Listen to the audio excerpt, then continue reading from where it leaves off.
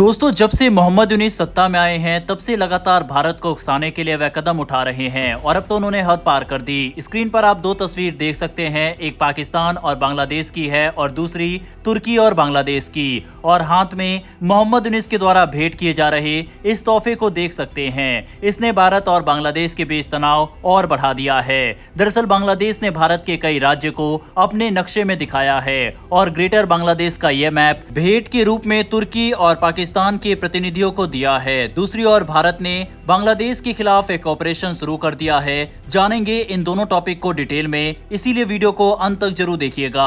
हाल ही में बांग्लादेश के अंतरिम नेता मोहम्मद यूनुस फिर से विवादों में आ गए हैं। उन्होंने एक बार फिर ऐसा कदम उठाया है जिससे भारत और बांग्लादेश के रिश्ते और तनावपूर्ण हो सकते हैं। यूनुस ने हाल ही में तुर्की से आए सांसदों के एक दल को एक किताब भेंट की है जिसका नाम है आर्ट ऑफ ट्रायम्फ। पहली नजर में ये एक कला से जुड़ी किताब लगती है, लेकिन इसके अंदर जो चित्र और नक्शा छपा है उसने भारत की सुरक्षा एजेंसियों को चिंतित कर दिया है। रिपोर्ट्स के अनुसार इस किताब में बांग्लादेश का एक विकृत नक्शा दिखाया गया है जिसमें भारत के पूर्वोत्तर राज्यों जैसे असम, मेघालय, त्रिपुरा और मिजोरम को बांग्लादेश का हिस्सा बताया गया है। ये नक्शा कथित रूप से ग्रेटर बांग्लादेश की सोच को दिखाता है, यानी एक ऐसा बड़ा बांग्लादेश जिसमें भारत के कुछ हिस्से शामिल हो। यही वजह है कि भारत ने इस घटना को बहुत गंभीरता से लिया है। रिपोर्ट्स के अनुसार ये कोई साधारण कला नहीं है, बल्कि एक सोच समझकर किया गया राजनीतिक संदेश है। बताया जा रहा है कि किताब में कुछ ऐसे हिस्से भी हैं जिनमें युद्ध की योजना और विजय के बाद शासन व्यवस्था जैसे शब्द लिखे हैं। इसका मतलब ये हुआ कि इस किताब के जरिए कुछ खास गुटों को ये संदेश दिया जा रहा है कि बांग्लादेश की अंतरिम सरकार का मकसद सिर्फ शासन चलाना नहीं, बल्कि एक नई राजनीतिक दिशा बनाना है। यूनुस की सरकत ने भारत की सुरक्षा एजेंसियों को सतर्क कर दिया है। माना जा रहा है कि ये कदम सिर्फ एक किताब लेने का मामला नहीं, भारत की प्रतिक्रिया को परखने की कोशिश है। कुछ एक्सपर्ट्स का कहना है कि यूनुस जानबूझकर ऐसे विवाद खड़े कर रही हैं ताकि वो तुर्की और पाकिस्तान जैसे देशों के साथ अपने संबंध और मजबूत कर सके।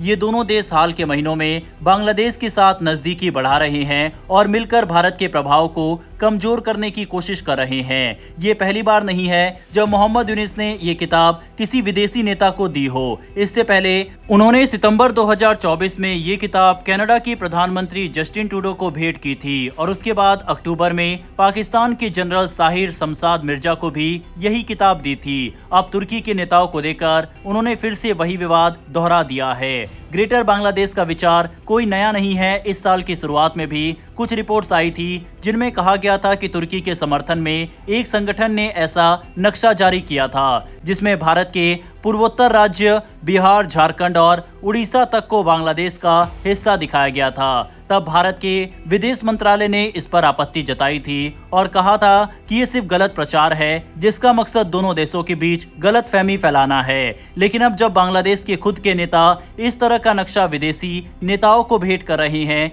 तो ये सिर्फ एक कला या किताब नहीं रह जाती, ये एक राजनीतिक इशारा बन जाता है। भारत को अब इस बात की चिंता है कि मोहम्मद यूनुस की सरकार धीरे धीरे भारत से दूरी बनाकर चीन, पाकिस्तान और तुर्की जैसे देशों के करीब जा रही है। एक्सपर्ट्स का मानना है कि यूनुस इन देशों से नजदीकी बढ़ाकर अपने शासन को अंतर्राष्ट्रीय समर्थन दिलाने की कोशिश कर रहे हैं। वहीं भारत के लिए यह एक चेतावनी है कि उसका सबसे करीबी पड़ोसी देश अब उसकी कूटनीतिक रेखा से हटकर दूसरे देशों के खेमे में जा रहा है। कुल मिलाकर मोहम्मद यूनुस की इस हरकत ने एक बार फिर दिखा दिया है कि बांग्लादेश की मौजूदा सरकार किस दिशा में सोच रही है। दूसरी ओर अब भारत पाकिस्तान के साथ साथ बांग्लादेश के ऊपर भी प्रेशर बनाना शुरू कर चुका है। भारत हमेशा से अपनी तैयारी टू फ्रंट वॉर को ध्यान में रखकर करता आया है, जबकि भारत के पूर्व CDS late Vipin Rawat sir ने कहा था कि हमें 3 फ्रंट के लिए तैयार रहना चाहिए, और अब ऐसा लग रहा है कि उनकी बात सच है। एक तरफ पाकिस्तान, दूसरी तरफ चीन और तीसरी तरफ बांग्लादेश का फ्रंट भी खुल गया है। भारत अपनी तैयारी अब तीनों फ्रंट को ध्यान में रखकर कर रहा है।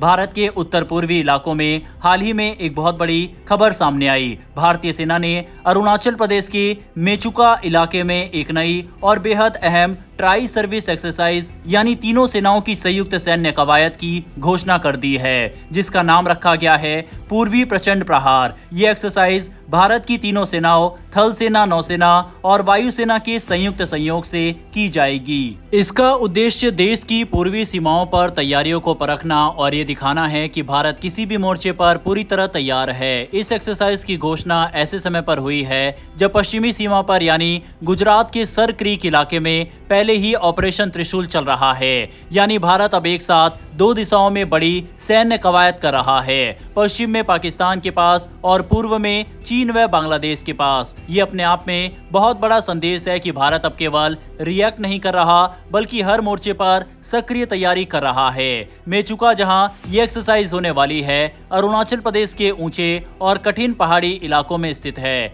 यह इलाका चीन की सीमा से बहुत नजदीक है और साथ ही बांग्लादेश और सिलीगुड़ी कॉरिडोर से भी ज्यादा दूर नहीं है। इसीलिए इस जगह को चुना जाना अपने आप में रणनीतिक रूप से बहुत समझदारी भरा कदम है। इससे भारत एक ही बार में दो दिशाओं, पूर्व में चीन और दक्षिण में बांग्लादेश, दोनों पर नजर रख सकेगा। पूर्वी प्रचंड प्रहार एक्सरसाइज का एक और बड़ा मकसद यह है कि हमारी तीनों सेनाओं के बीच कोऑर्डिनेशन और ऑपरेशनल रेडीनेस को जांचा जा सके।